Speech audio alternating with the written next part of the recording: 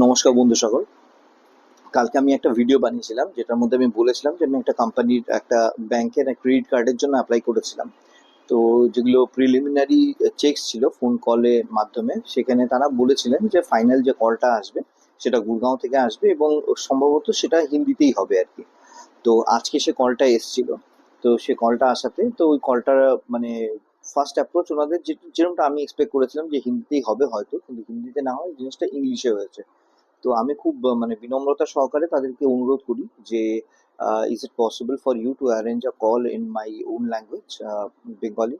Although I am very much comfortable in Bengali, Hindi, English, Assamese, all these languages, but still I have requested him, like, is it possible for you to arrange a call in Bengali? তো ও বলেছে হ্যাঁ, arrange করে দিয়েছে।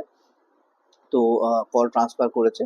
কিন্তু সমস্যা হলো যে যিনি বাংলায় কথা বলেছিলেন উনি আদৌ বাঙালি নন। কিন্তু সেটা হওয়াতেও সমস্যা নেই।